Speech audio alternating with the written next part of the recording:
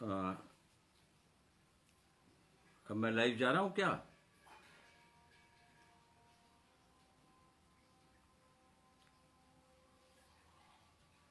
मैं शुरू करूँ?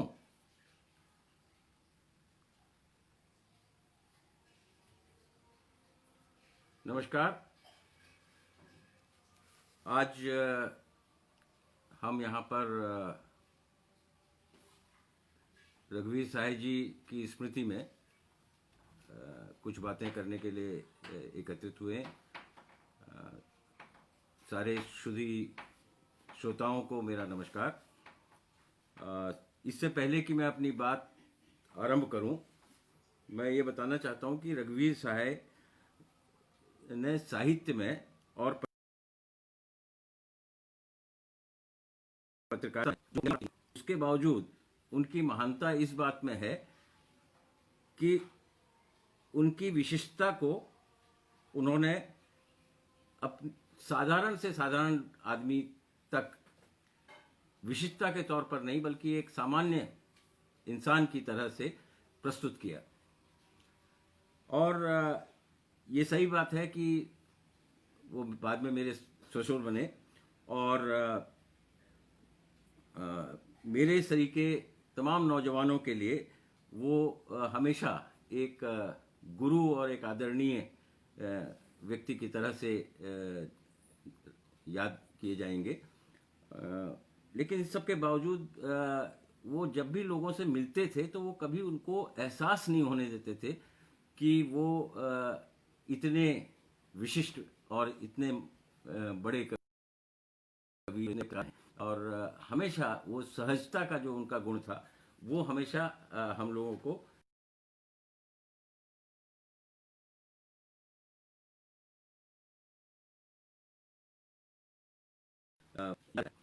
पहली मुलाकात 1975 में तब हुई थी जब हम जवाहरलाल नेहरू विश्वविद्यालय से कुछ युवा कवि उस समय उभरते हुए जो थे, जिसमें पंकज सिंह थे, त्रिनेत्र जोशी थे, प्रभाती नौटियाल थे, कुलदीप कुमार थे, हम सब लोग जो हैं विश्व हिंदी सम्मेलन, जो पहला विश्व हिंदी सम्मेलन आयोजित किया गया था, उसमें हम भाग लेने गए थे।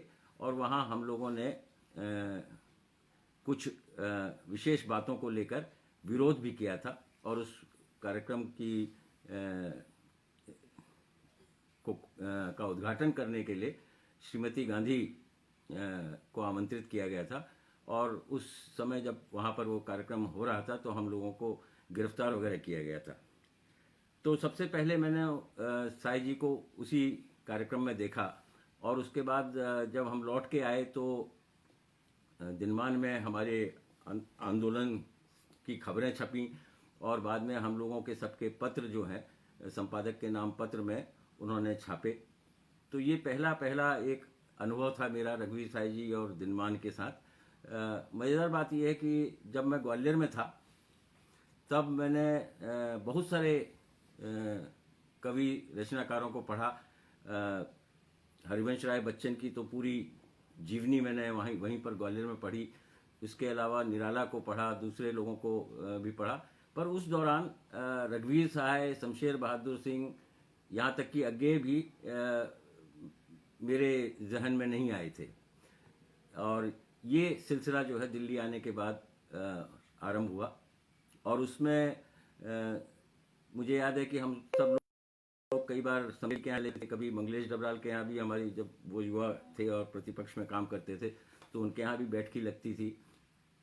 लेकिन उस दौरान भी कभी रघुवीर साय जी से मेरी मुलाकात उसके बाद में नहीं हो पाई। और बाद में, बहुत बाद में, जब मंजरी से मेरी मुलाकात हुई तो पहली बार मैं फिर रघुवीर साय जी से मिला और मैंने देखा कि उनकी चिंता अपने बच्चों के बारे में बहुत होती थी और वो अक्सर मुझसे मंजरी के बारे में, उसके स्वभाव के बारे में बातें करते थे। एक संपादक के रूप में भी मुलाकात मेरी उसी समय हुई उनसे और मुझे पता ही नहीं पड़ा कि कब रघुवीर साय मेरे ससुर से ज़्यादा मेरे लिए एक संपादक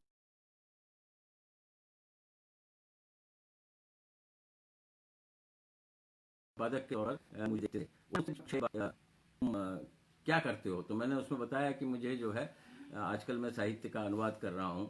तो बड़े उनको उनकी दिलचस्पी बढ़ी। फिर उन्होंने पूछा कि किन किन लोगों का अनुवाद तुमने किया है। तो कुछ अफ्रीकी कवि थे, क्योंकि मेरा भी प्रगतिशील आंदोलन के साथ कुछ था, जोड़ था, लगाव था। तो मैं ऐसे ही तो इस तरह की संघर्षों की बातों में किसी न किसी तरह से वो प्रगतिशील आंदोलनों के साथ जुड़े हुए हैं। तो मैंने रेने शार एक कवि हैं, और तमाम अफ्रीका के बहुत सारे कवि हैं जो उन दिनों वहाँ के आंदोलनों के साथ जुड़े हुए थे, तो उनकी कविताओं के अनुवाद किए थे। पॉल एलुआर का अनुवाद किया था, लुई अरागो का अनुवाद किया था। तो उन्होंने कहा कि मुझे दिखाओ, मुझे दो एक। तो मैंने उनको मुझे क्या मालूम था कि वो किस लिए उस मांग रहे हैं, लेकिन उन्होंने जब वो देखा तो उसको उन्होंने दिनमान में एक वो कॉलम छापते थे, आज की कविता।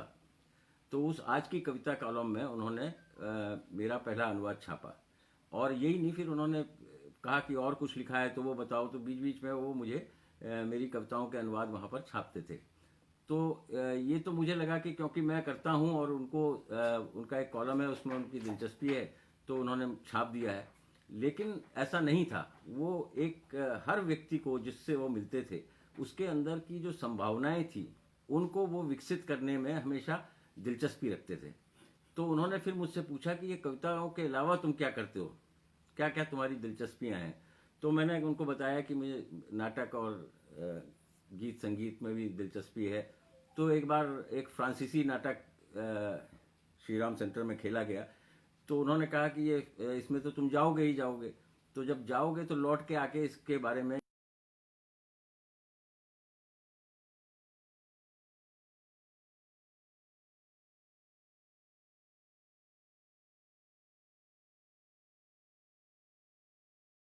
एक मुझे लिखे दो। तो मैंने लिखा और लिखा। तो उन्होंने कहा कि अभी ये कौशल का खेल हो रहा है, इसके बारे में तुम लिखो। तो मैंने दो तीन लेख उसमें दिनमान में उस दौरान लिखे, जिसको उन्होंने छापा।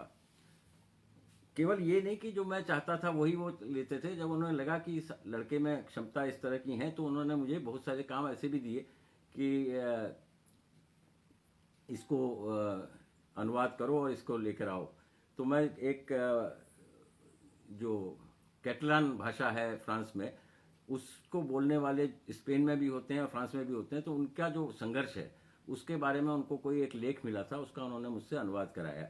जब मैंने अनुवाद किया तो उन्होंने ये नहीं कि उसको सीधे छाप दिया, उन्होंने उसमें बहुत सारे लाल निशान लगा के मुझे वापस भेजा और कहा कि इसको देखो और दोबारा इसको लिखो इस मेरी टिप्पणियों के आधार पर। तो फिर वो मैंने लिख के दिया। तो लगातार वो ऐसी चीज़ें भी देते थे। और बहुत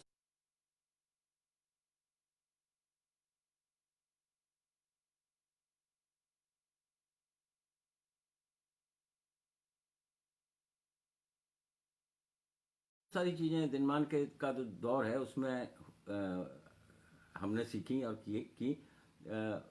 सुरेश शर्मा और हमने एक जो समाजशास्त्री हैं, साहित्य के समाजशास्त्री, उनके बारे में वो आए थे यहाँ पर, तो उनके साथ साक्षात्कार किया और उस पर एक वो साक्षात्कार हम दोनों का था, वहाँ छपा। तो ऐसी चीज़ें नहीं वो करते थे जो कि कुछ अलग हों, लीक से थोड़ी सी हटके अगर कोई करता है तो उसको वो हमेशा तरजीह देते थे। तो ये एक संपादक के तौर पर उनका जो मेरे साथ संबंध रहा, वो लगभग ऐसा भी था कि शादी हम लोगों की दोनों की नहीं हुई थी, लेकिन हम लोग साथ साथ रहते थे काफ़ी। तो वो हमारे साथ कभी उन्होंने हमको इस तरह से नहीं देखा कि ये मंजरी का होने वाला पति है या क्या है। उन्होंने एक सामान्य व्यक्ति की तरह से मुझे देखा, और जो कुछ मुझसे उन्होंने करवाया उसको उन्होंने हमारे अंदर भी एक आत्मविश्वास, मेरे अंदर आत्मविश्वास भी बढ़ा कि मैं ये भी कर सकता हूँ।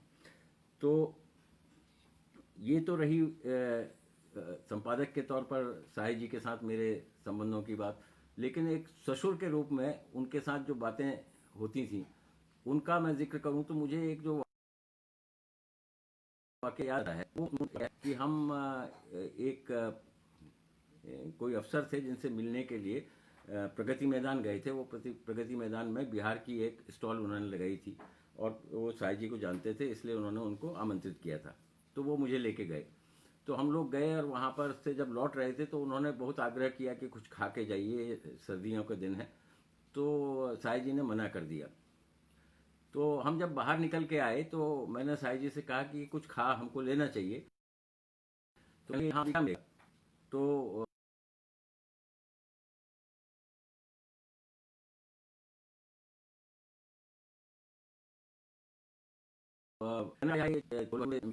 हालांकि जो उस समय तो वो सब चीज़ें खाते, लेकिन उन्होंने कहा चलो खाते हैं। और इसमें जो महत्वपूर्ण बात यह है कि जब हमने खाना शुरू किया तो उन्होंने कहा कि देखो इसके छोले भटूरे में मुल्तान की गंध आ रही है। और मुल्तान से आया हुआ था, दिल्ली में आके बस गया था। तो चीज़ों को केवल साधारण तौर पर लेना और उसके अंदर से भी बहुत गहराइयों तक उन चीज़ों को जाके देखना, ये रघुवीर साई जी ने हमको सबको सिखलाया। तो ये उनका एक बहुत मेरे साथ का जो एक व्यक्तिगत पल है जिसको कि मैं बहुत चेरिश करता हूँ। मुझे अच्छा लगता है जब याद करता हूँ कि कैसे हम लोगों ने उस दिन छोले भटूरे खाए थे, जो कि कोई अन्य विशिष्ट व्यक्ति होता तो वो तुरंत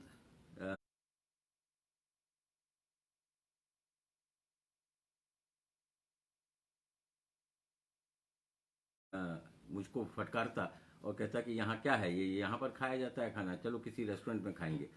तो साई जी की सहजता जो है वो इससे प्रदर्शित होती थी और उनकी दृष्टि लोगों के बारे में, भोजन के बारे में, उनको अच्छा लगा कि मैं सामान्य तौर पर तो छोला भटूरा नहीं खाता हूँ, लेकिन आज ये हेमंत ने कहा है तो एक मौका मिला है, इसको इस्तेमाल करना चाहिए। तो ये जो चीज़ थी ये बहुत महत्वपूर्ण थी।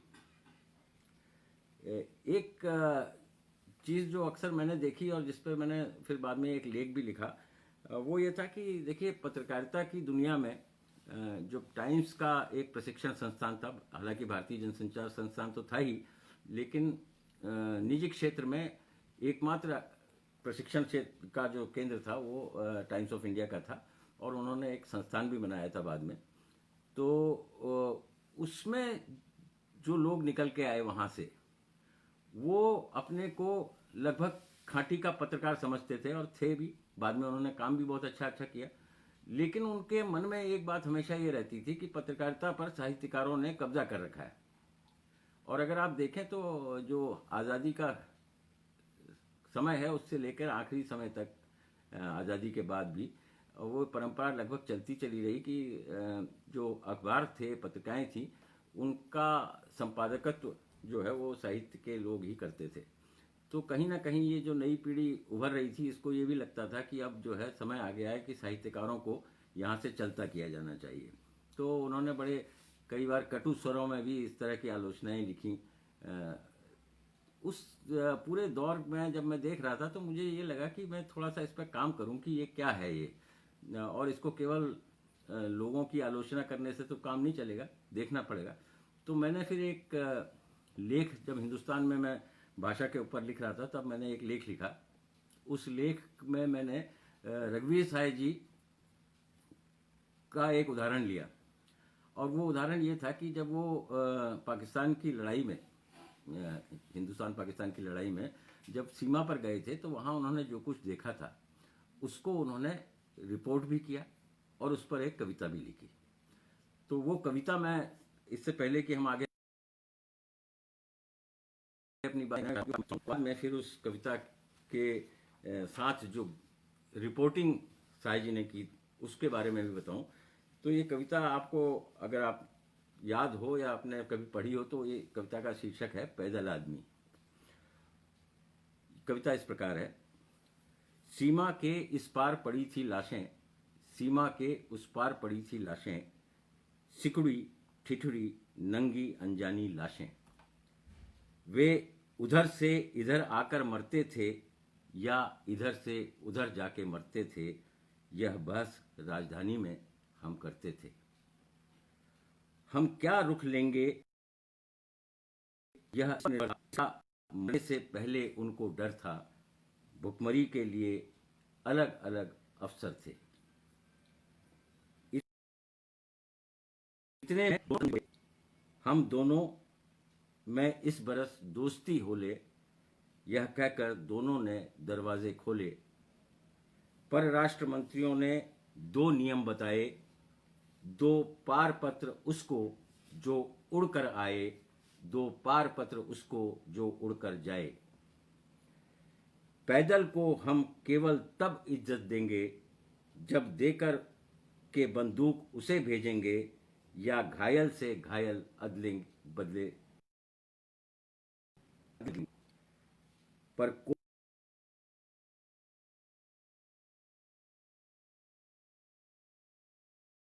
कोई भूखा जाने क्या हो। ये एक कवि की दृष्टि है जो एक युद्ध के दौरान देखे गए मार्मिक दृश्यों के बारे में है। और एक कवि होने के साथ साथ पत्रकार जब होता है तो वो बड़े अलग प्रकार का होता है। और रघुवीर जी के बारे में आप सब लोग जानते ही हैं कि उन्होंने अखबार में संवाददाता का काम किया और रेडियो में, तो वो उतने ही खांटी के पत्रकार थे जितने आजकल हम प्रशिक्षित करके पत्रकार बनाते हैं। तो एक इसी खबर को, इसी घटना को जब उन्होंने अपने अखबार में दिल्ली की चिट्ठी वो जो लिखते थे उसमें राजधानी की चिट्ठी, उस स्तंभ में जब इन्होंने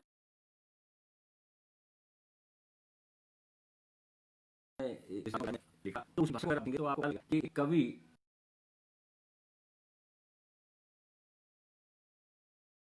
होता है। उन्होंने लिखा, पूर्व पाकिस्तान से विस्थापितों का रूप धरकर भारत में ऐसे लोगों का प्रवेश बहुत बढ़ गया है जो सुरक्षा के लिए खतरनाक साबित हो सकते हैं। यह स्वीकार करके पिछले सप्ताह केंद्र सरकार ने एक भयंकर आशंका जनसाधारण के मन में जगाकर उसे जहां का तहां छोड़ दिया। सीमांत से भारत में प्रवेश का अधिकार केवल उन तक सीमित कर देने का निर्णय जो प्रमाणित विस्थापित हो चुका है, पुनर्वास मंत्री के अनुसार मार्च में ही कर लिया गया था, पर अब तक आ चुके अवांछनीय व्यक्तियों पर जो कार्रवाई हुई उसका व्यापक रूप से प्रचार नहीं किया गया है। तो ये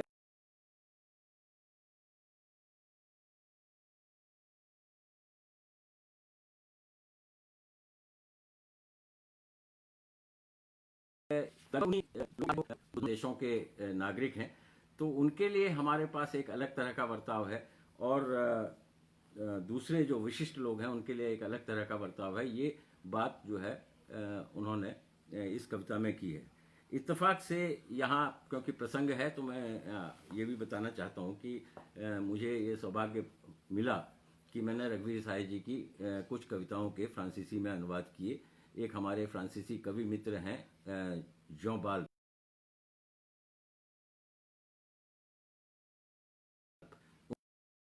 उनके साथ एक फ्रांसीसी में मेरा अपना करने हो सका है कि फ्रांसीसी के बारे में उनको एक समझ पैदा की और फिर हम दोनों ने मिलकर अनुवाद किया। तो वे ये अनुवाद भी मैं सोचता हूँ कि आपको मैं अगर पढ़ के सुनाऊँ तो आपको पता लगेगा कि रघुवीर साय जी की, हालांकि रघुवीर साय जी की कविताओं के अनुवाद तो तमाम भाषाओं में हुए हैं, इतालवी में हुए हैं, पोलिश में हुए हैं, रूसी में हुए हैं, लेकिन मेरे लिए ये महत्वपूर्ण था कि मैंने उसको फ्रांसीसी में किया और एक फ्रांसीसी कवि के साथ मिलकर किया। और ये साथ मिलकर के करना बहुत मेरे लिए बहुत महत्वपूर्ण बात है। मैं हमेशा करता हूँ। एक कविता मैंने अरागों की एल्जा की आंखें, वो मैंने साय जी के साथ मिलकर वो उसका अनुवाद किया। तो ये एक अलग तरह का विचित्र अनुभव होता है और इस अनुभव से गुजरना किसी भी कवि अनुवादक के लिए बहुत ही श्रेयस्कर है।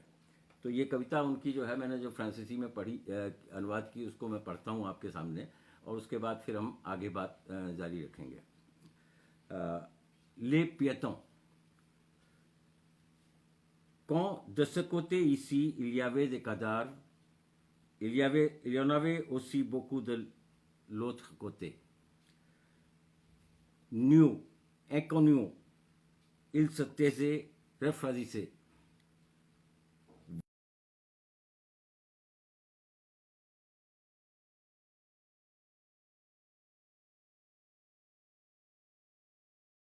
Venons ici de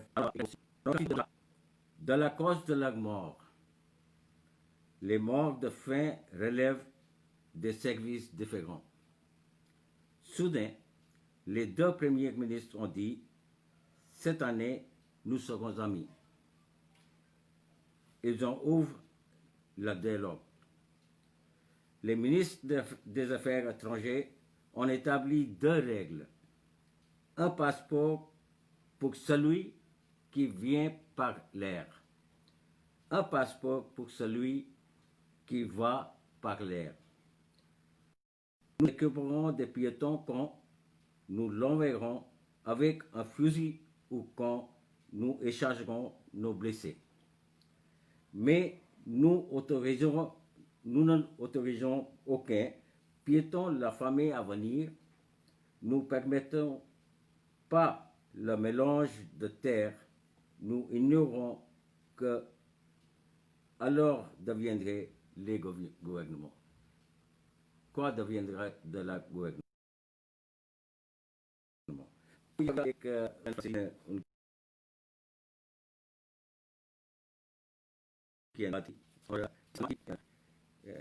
बात तो हम फिर अभी आगे भी करेंगे, क्योंकि रघुवीर साहब का जितना योगदान पत्रकारिता में है, जितना उनका योगदान साहित्य में है, लगभग उतना ही योगदान उनका अनुवाद के क्षेत्र में भी है। और जो अनुवाद के विद्यार्थी हैं उनके लिए ये बहुत लाभदायक जानकारी होगी कि उन्होंने बहुत विस्तृत अनुवाद किए हैं, जिनकी मैं चर्चा बाद में करूंगा। यहाँ पर मैं एक चीज़ और मुझे लगता है कि कहनी चाहिए, वो ये है कि रघुवीर साहब के बारे में हमारे साहित्यिक मित्र और साहित्यिक आलोचक बहुत सारी बातें करते हैं, और वो अपनी जगह जो कविता के में भी विचरण करता रहा है, पत्रकारिता में भी विचरण करता रहा है, मेरा जैसा व्यक्ति साधारण, वो जिस तरह से चौंक जाए साहब में लोकतंत्र के प्रति और लोक स्वातंत्र्य के प्रति एक अटूट आस्था थी, और उस आस्था से उन्होंने उनकी रचनाओं में कई जगह उसके स्वर मिलते हैं। और उनकी चर्चा पिछले दिनों में सुन रहा था राजेश जोशी जी के वक्तव्य को, तो उसमें उन्होंने बहुत सारी चीज़ें बहुत सुव्यवस्थित ढंग से कही हैं।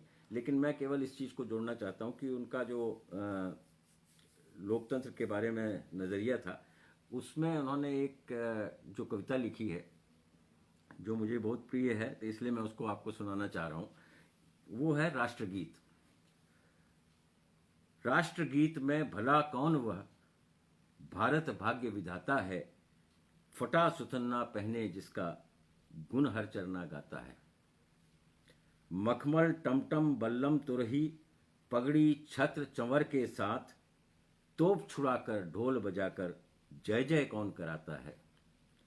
पूरब पश्चिम से आते हैं नंगे बूचे नर कंकाल, सिंहासन पर बैठा उनके तमगे कौन लगाता है। कौन कौन है वह जनगण मन, अधिनायक वह महाबली, डरा हुआ बेमन जिसका बाजा रोज बचाता है। तो जो आज़ादी के बाद से जिस लोकतंत्र के लिए हम लोगों ने कल्पना की और जिसके लिए हम जिए, उसमें जो स्थितियां उस समय जब रघुवीर साहब ये कविता लिख रहे थे वो ऐसी थी कि उसको उन्होंने इस कविता में बहुत अच्छी तरह से प्रकट किया। ये मेरा जो सौभाग्य है उसमें ये भी शामिल है कि मैं, क्योंकि भाषा विज्ञान में भी काम कर रहा था और फ्रांसीसी साहित्य में पढ़ता था, तो बहुत बार मुझे लगता था कि साहिब जी से जब भी मैं घर में उनके जाके मिलता था, तब तो शादी भी हो चुकी थी, तो वो मेरे ससुर थे। लेकिन इस सब के बाद वो इतने सरल और सहज इंसान थे कि उनसे कभी किसी तरह जाने में डर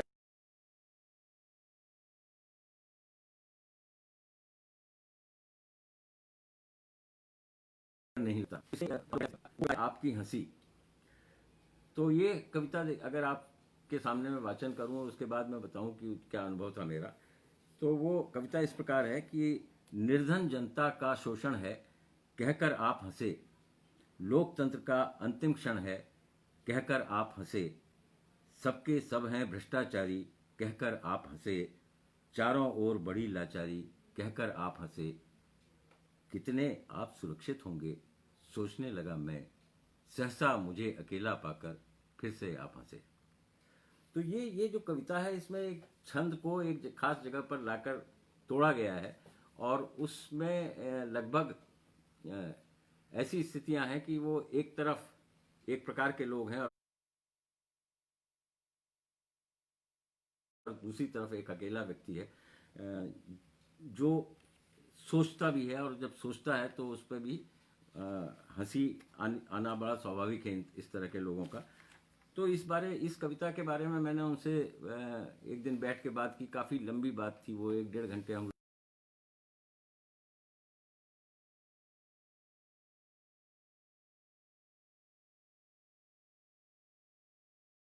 लोग करते हैं तो उसमें मैं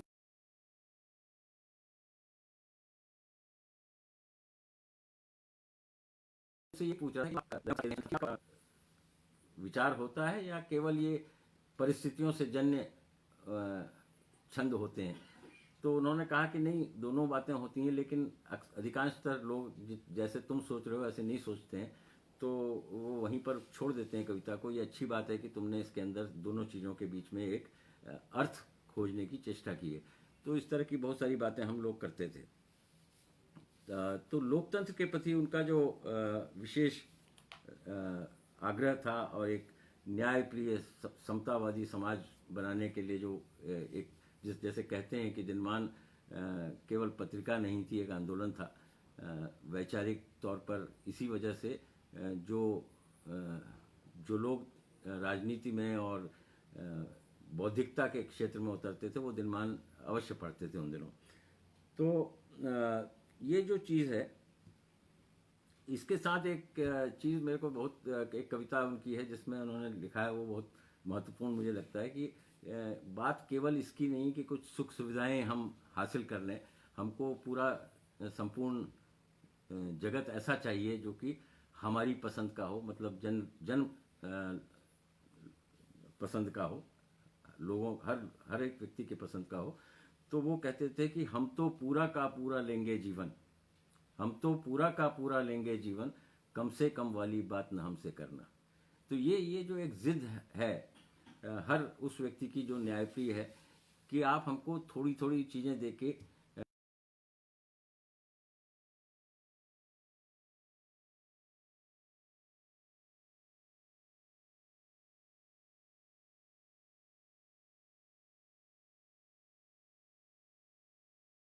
टरकाई ऐसा चाहिए जो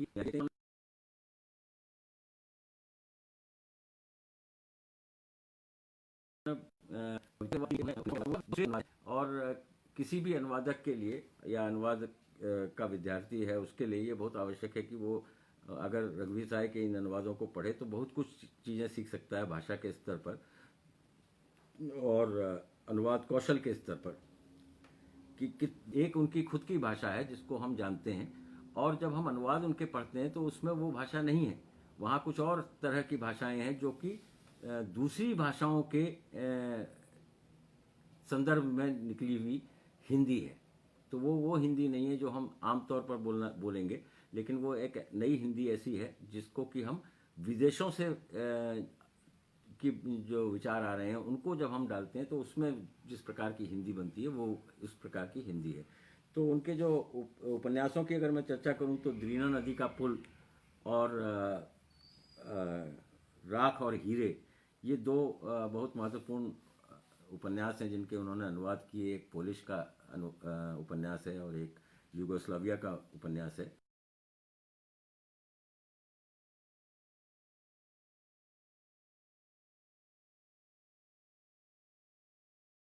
इसके अलावा उन्होंने अंग्रेज के साथ उसका अनुवाद किया, वो भी एक महत्वपूर्ण अनुवाद है। अक्सर लोगों की निगाह शायद न जाती हो उधर, लेकिन वो भी एक अनुवाद उन्होंने किया, और ये गद्य के अनुवाद हैं। इसके बाद नाटकों में तो आप जानते ही हैं, पिछली बार हेमा ने भी आपके सामने इनकी चर्चा की है, राजेश जोशी भी पिछले दिनों में बात कर रहे थे। तो मैकबेथ का अनुवाद और इसके अलावा वो ये हाउस ऑफ बर्नार्डा अल्बा का अनुवाद, और इसके साथ साथ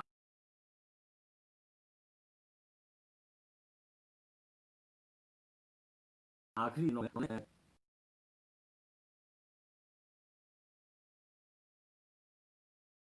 3 हंगारी नाटकों का किया। तो बहुत महत्वपूर्ण है। और कविताओं के अनुवाद में उन्होंने बहुत सारे कवियों के अनुवाद किए हैं। और यहाँ फिर मैं एक बात कहना चाहता हूँ, क्योंकि बहुत कम लोग इस चीज़ को अब याद कर पा रहे हैं, वो दिखता नहीं है। वो ये है कि उन्होंने हंगारी कविताओं का अनुवाद किया, और उसमें लगभग 24-25 कवियों के अनुवाद उन्होंने किए। और वो फिर एक हंगारी कवि थे, उनके ही संपादकत्व में वो छपा। तो वो उस कविता का जो अनुवाद उन्होंने किया, वो भी एक बहुत मज़ेदार बात हमारे साथ उस समय हुई कि हम लोगों ने उसका हंगारी कविताओं का भी काव्य आवृत्ति की, जैसे जिसके बारे में चर्चा अक्सर होती कि रघुवीर साय काव्य आवृत्ति के कार्यक्रम करते थे। तो उस दौरान हम लोग ने जो ये किया, तो हंगारियन कल्चरल सेंटर में, और उन प्रस्तुतियों में और इसके अलावा एक अज्ञेय के ऊपर प्रस्तुति थी जिसमें मैंने भी कविताएं पढ़ी थी। तो उनके अनुभव जो हैं वो बड़े महत्वपूर्ण है। सब लोग अपने अपने अलग अलग तरह से व्याख्या करते हैं, लेकिन मुझे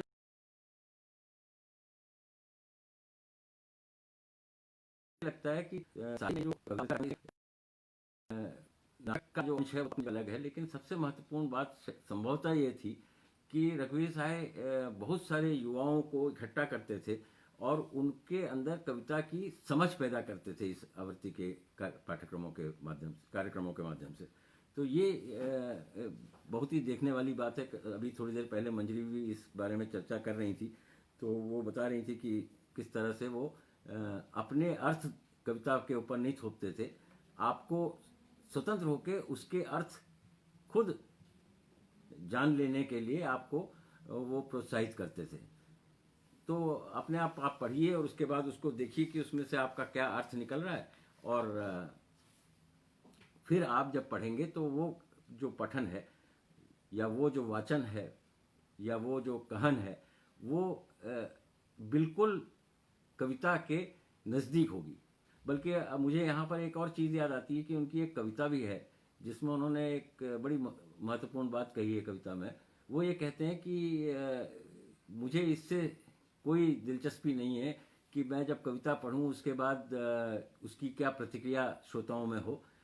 मुझे इस चीज़ की ज़्यादा इच्छा है कि वहाँ से चले जाने के बाद अगर श्रोता मेरी कविता को गुनगुनाए और वो उस अंदाज में गुनगुनाए जिस अंदाज में उसने उसके अर्थ समझे हैं, तो मुझे लगेगा कि मेरा काम हुआ है, क्योंकि कहीं ना कहीं उस मनुष्य के मन में मैंने कुछ हस्तक्षेप किया है। वो हस्तक्षेप शब्द इस्तेमाल ना करते, लेकिन मैं कर रहा हूँ कि वो कहीं ना कहीं आइडेंटिफाई हुए हैं, इस चीज़ को वो बहुत तरजीह देते थे।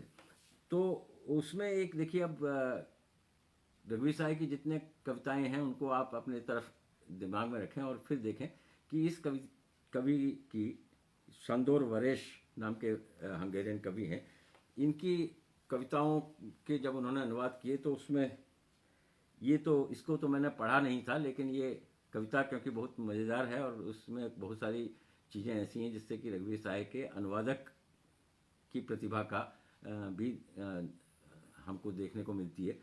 तो ये कविता है छुटकुन्नों की बातें। छुटकुन्नों की बातें।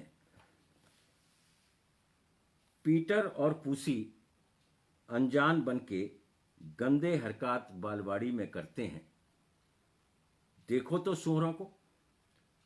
दूसरे बच्चे यों मुंह बाए ताकते हैं। उस्तादनी अब भी कहती हैं, वह देखो कितने सूअर हैं, छी छी छी।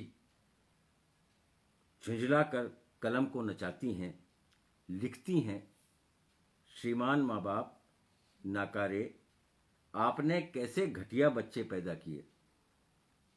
कुछ तो बढ़िया करते।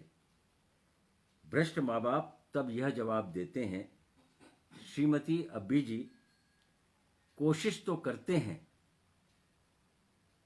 यह रह रहकर शादी, तलाक रह रहकर, बच्चे तो होंगे ही तरह तरह के। अब ये जो भाषा है, ये भाषा रघुवीर सहाय की नहीं है, लेकिन रघुवीर सहाय ने ये स्पष्ट प्रमाण दिया है कि वो जो हंगेरी में जिस तरह से उसने लिखा कहा है, उसको किस तरह से हम हिंदी में कहेंगे। एक और इसी कवि की कविता है, सुकट्टा विरोध। आखिर भेद खुल गया।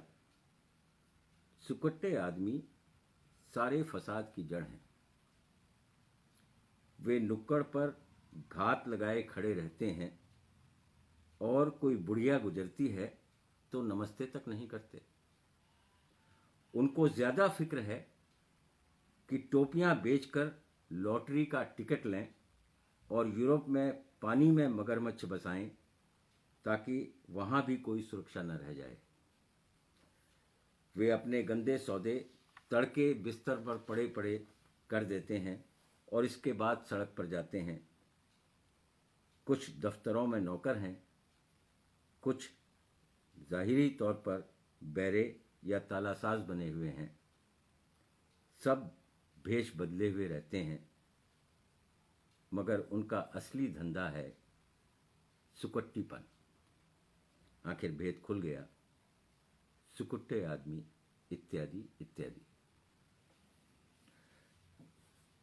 तो ये जो कविता है, इस कविता को और जो पहली वाली कविता है इसमें देखें तो उसमें भी दोनों में भाषा में बिल्कुल अलग अलग तरह का है। एक में हास्य का भी कुछ पुट है।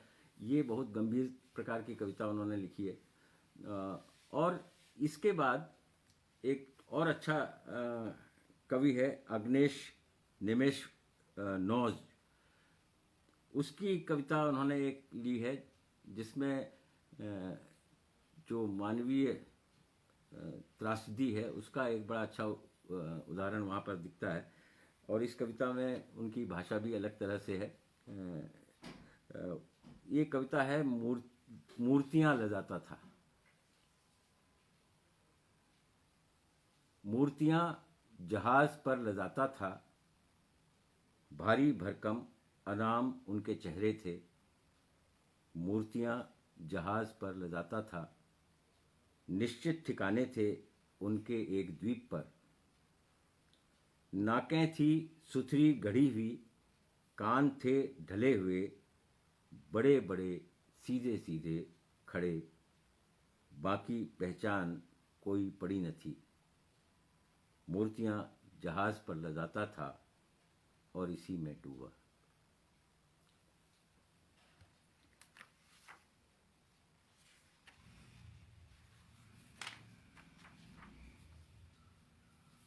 तो ये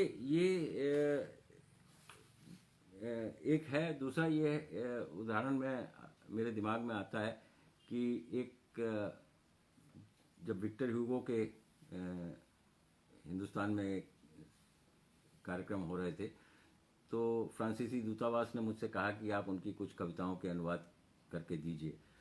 तो उसमें से एक कविता विक्टर ह्यूगो की है जो लगभग निराला को जिस तरह से पुत्री विछोह हुआ उसी तरह से विक्टर ह्यूगो को भी हुआ। और उस दौरान विक्टर ह्यूगो ने एक कविता लिखी और इधर सरोज स्मृति भी लिखी उन्होंने, निराला ने। तो ये काम इस तरह से ये भी आसान हो गया कि दो कवियों के एक जैसे अनुभवों की वजह से भी मुझे अनुवाद करने के लिए किस तरह की भाषा का इस्तेमाल हो, इसका थोड़ा सा लाभ मिला। तो वो जब कविता मैं फ्रांसीसी में कर रहा था तो उसमें उन्होंने जो है वो अलेक्जेंडर मीटर में है, तो वो उस अलेक्जेंडर मीटर को, क्योंकि ये थोड़ा सा इसमें वियोग और विछोह है, तो उन्होंने कहीं ना कहीं उसको तोड़ दिया, तो वो छंद टूट गया। और इसी छंद, टूटे हुए छंद में भी एक जो उसकी जो संरचना होती है कविता में, विचार हैं, शब्द हैं, लेकिन जो संरचना है उससे भी बहुत सारी चीज़ें प्रकट होती हैं। तो इसको मैं लाना चाहता था हिंदी में, तो मैंने कोशिश की, और वो उस समय सानिध्य उतना प्राप्त नहीं था साई जी का, तो मैंने अपने आप ही की और कर ले गया। वो कविता अगर संभव हुआ तो मैं बाद में आपको सुनाऊंगा, क्योंकि इस समय हम रघुवीर जी की बात कर रहे हैं। तो वो कविता जब मैंने की थी तो उससे मुझे एक अनुभव मिला था कि अगर बाहर की धरती से आने वाला जो साहित्य है, अगर उसमें ये सब चीज़ें हैं, तो हमको भी कोशिश करनी चाहिए कि हम उसको रखें। भले ही आजकल के संदर्भ में हम विचार कविता या गद्य में कविता कहने के भी आदी हो चुके हैं। तो एक दूसरा जब अवसर आया, जब भारत और फ्रांस के महोत्सवों का दौर चल रहा था, तो उसमें भी हम लोगों को एक परियोजना के तहत ये कहा गया कि बहुत सारे कवियों के अनुवाद अगर हो जाएंगे तो अच्छा रहेगा। तो उस मैंने हालांकि अरागों की कविताओं के अनुवाद किए थे, लेकिन उनकी एक बड़ी प्रसिद्ध कविता है लेजिया द एल्जा, तो वो एल्जा की आँखें। तो एल्सा की आँखों के बारे में जो अनुवाद मैंने पढ़ा था, कविता को पढ़ा था, लेकिन अनुवाद करने के बारे में सोचा नहीं था। लेकिन जब ये अवसर आया तो मुझे लगा कि उस कविता को भी अनुवाद करना चाहिए, और वो संभवतः मैं कर तो लूँगा, लेकिन अगर रघुवीर जी का सानिध्य मुझे प्राप्त है तो मुझे उनसे भी मदद लेनी चाहिए। मैंने उनसे कहा, तो उन्होंने कहा कि अरे ये कैसे होगा भाई, तुम ही करो। तो मैंने कहा नहीं, कर तो मैं दूंगा ही, लेकिन मुझे छंद की वो पकड़ नहीं है जो आपके पास है, तो मैं चाहता हूँ कि आप मेरी मदद करें इसमें। तो वो फिर मान गए, और फिर हम लोगों ने वो मिलके उस कविता का अनुवाद किया, और संभवतः मेरे किए हुए अनुवादों में वो मुझे श्रेष्ठतम लगता है। इतनी जटिल कविता और इतनी एक प्रेम कविता है वो, लेकिन उसको इतनी अच्छी तरह से हम लोग हिंदी में हमने निभाया। उसके पीछे जो सहारा था वो रघुवीर साई जी का था। तो वो जो प्रसंग है वो भी एक लिए मेरे लिए बहुत महत्वपूर्ण है, और उसमें वो मेरे ससुर भी हैं, मेरे अग्रज भी हैं, आदरणीय भी हैं, लेकिन उनके साथ जब मैं काम कर रहा था तो उस समय ये सब चीज़ें नहीं थी। उस समय वो भी एक कवि थे और मैं भी एक सीखने वाला कवि था, अगर आप कहें तो इस तरह से कह सकते हैं। और वो हम लोगों का अनुभव बहुत अच्छा अनुभव रहा। मुझे बातें वैसे मैं बहुत भाषण देना तो आदत है, लेकिन रघुवीर साई जी के बारे में बात करते समय तो व्याख्यान नहीं है, एक बातचीत है। तो मुझे जब भी बातचीत में करता हूँ तो बहुत मितभाषी हूँ, लेकिन पता नहीं मैं कितनी देर बोला हूँ कितनी देर नहीं बोला हूँ, लेकिन कुछ बातें अभी भी बची हुई हैं, वो मैं पूरी करके फिर आगे हम लोग बात करेंगे।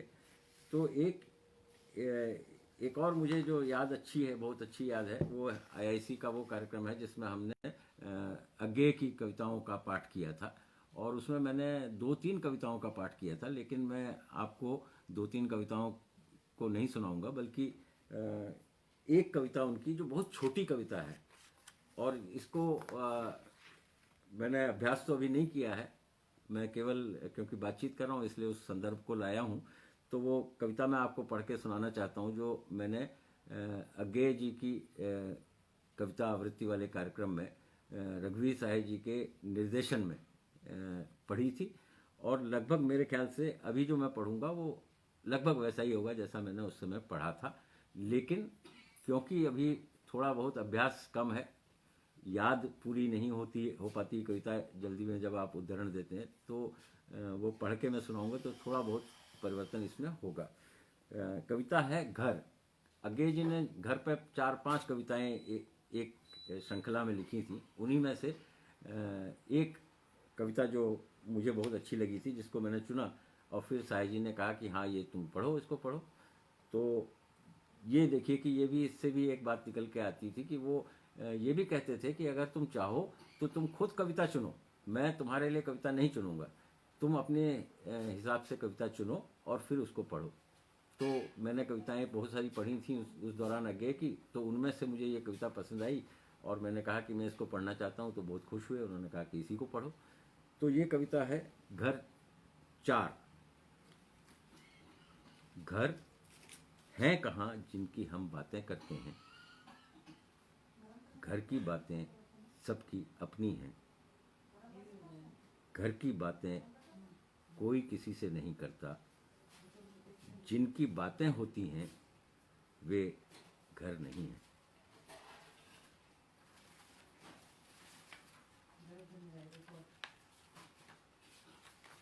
इस कविता के साथ मैं लगभग अपने समापन की ओर जा रहा हूँ। तो मुझे जो अंतिम यादें रघुवीर साय जी की हैं, वो यादें हैं जब दिनमान उन्हें छोड़े हुए बहुत समय हो गया था। जनसत्ता के लिए वो एक कॉलम लगातार लिखते थे और उन्हीं दिनों जो बाबरी मस्जिद, राम मंदिर प्रकरण अपने ज़ोरों पर था, अलग अलग तरह के उसमें लोग अलग अलग तरह के काम कर रहे थे। तो उस दौरान रघुवीर जी भारतीय प्रेस परिषद के सदस्य भी थे। और मुझे याद है कि जब वो आंदोलन चल रहा था उस दौरान उन्होंने अर्थात में, जो उनका जनसत्ता का कॉलम था, उसमें उन्होंने बहुत ऐसी बातें लिखी थी जो कि राम के भारतीय समाज में जिस तरह से वो स्थापित हैं उनके बारे में वो एक अलग तरह की समझ बनाने की कोशिश कर रहे थे, जबकि दूसरे लोग राम की कुछ और ही समझ बनाना चाहते थे। तो वो कितना उन अर्थात के स्तंभों ने, लेखों ने लोगों के मन में प्रभाव किया, ये तो मैं नहीं जानता, लेकिन जो लगभग एक तरह से सोचने वाले लोग थे उनके लिए उस समय वो लेख बहुत ही संबल प्रदान करने वाले थे कि हाँ, समाज में कितनी भी टूटन हो, कुछ लोग सही अर्थों में सोच रहे हैं, लिख रहे हैं, तो दूसरों को भी उससे शक्ति मिलती थी।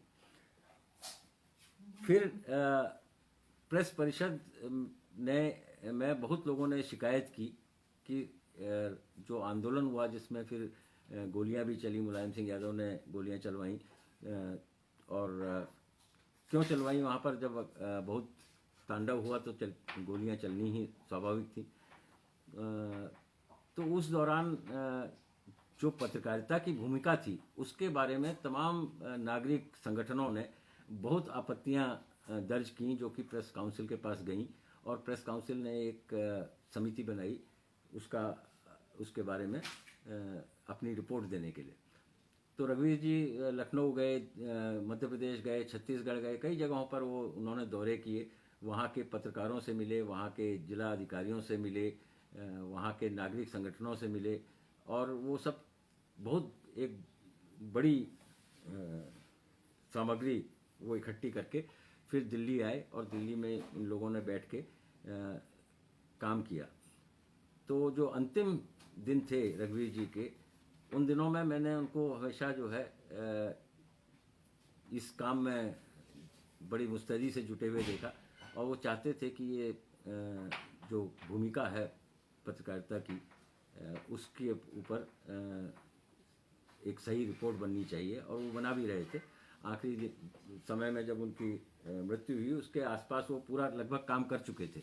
तो हालांकि उन दिनों में जब मैं उनसे मिलता था तो वो बताते थे कि बड़े बड़े जो पत्रकार पत्रकारों की संस्थाएं हैं, यानी अखबार हैं, अखबार के मालिक हैं, और जो कुछ राजनीतिक ताकतें हैं, उनके बहुत दबाव थे उनके ऊपर। लेकिन उन सब दबावों को दरकिनार करके उन्होंने जो लिखना था वही लिखा। वो रिपोर्ट बाद में प्रकाशित हुई है। तो ये एक चीज़ इसमें ये भी मुझे लगी कि वो अपने अपने ही मोर्चे पर शहीद हुए। ये एक बड़ी अच्छी बात है। हालांकि शहीद होना कोई अच्छी बात नहीं है, लेकिन वो अंतिम दम तक अपने कर्तव्यों के प्रति सजग थे। ये प्रेरणा लेने की बात है आजकल के समय में।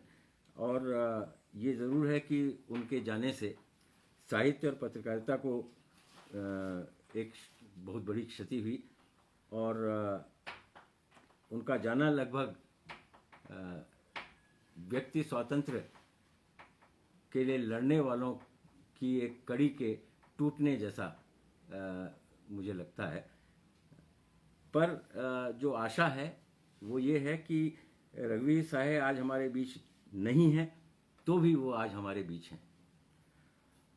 उन सभी लोगों के साथ रघुवीर साहे हैं जो एक समतामूलक, न्यायप्रिय और विचारवान समाज बनाना चाहते हैं। अपनी पत्रकारिता से, अपनी कविता से वो लगातार हमसे संवाद करते हैं और हमारे बीच हैं। इससे पहले कि मैं आप लोगों से विदा लूं, उनकी एक छोटी सी कविता इसलिए पढ़ना चाहता हूं कि आपको ये याद रहे कि रघुवीर साहे आज भी हमारे बीच हैं। कल के लिए यही सब लिखता हूं, क्योंकि जो चारों ओर लोग हैं उनको विश्वास नहीं, तभी तो लिखता हूं। वे नहीं समझते, वे अपनी ही बात समझना चाहते हैं। मैं उनकी भाषा में नहीं कह रहा हूं, फिर भी मुझे उनसे अपना लिखा छिपाना नहीं है, क्योंकि उसे दिखाकर ही जाना जा सकता है कि मैंने जो कहा कल कहीं और वह समझा जाएगा या नहीं समझा जाएगा। नमस्कार।